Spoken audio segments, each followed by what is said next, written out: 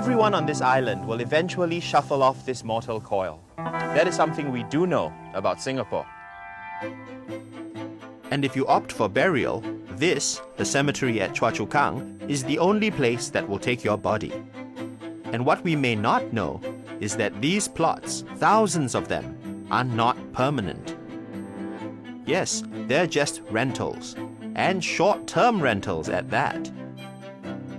Since 1998, graves in Singapore may only be leased for 15 years. After that, you're out.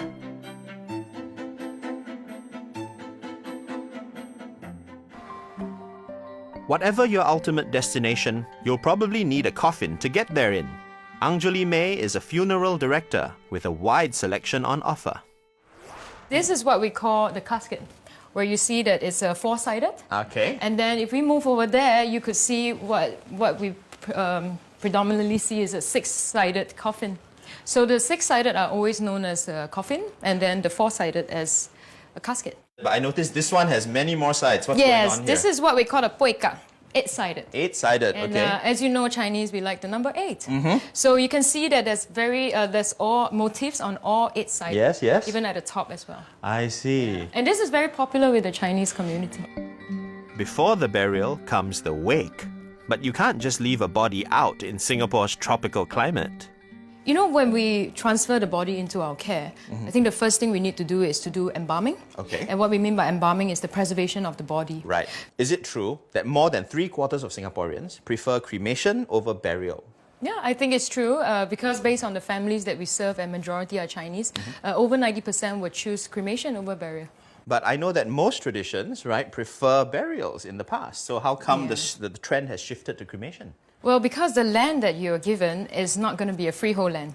It's only 15 years. So that means when the 15 years is up, you will have to exhume the grave and then send for cremation. So frankly, who wants to do it twice? Makes sense. Singapore, with its increasing population and lack of space, has had to be unsentimental with its cemeteries. So there have been plenty of exhumations, as land has been taken back for the living.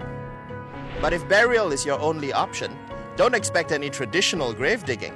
Instead, you'll find yourself under one of these concrete slabs. It's all very Singaporean, designed for maximum efficiency. Since 2007, all new burials go into these concrete boxes. Obviously, they're the same size as older graves. People aren't getting any smaller. But they are much closer together, just 15 centimeters apart. It's all about saving space and saving time getting the bodies in and out. But what happens after your 15 years are up? What happens then to your earthly remains? Well, if you're Christian or Buddhist, you're consigned to cremation. If you're a practicing Jew or Muslim, it's different. These religions prohibit cremation, so you will be reburied. But it's going to be multiple occupancy, I'm afraid. You'll be in a group of 8 or 16 in one of these.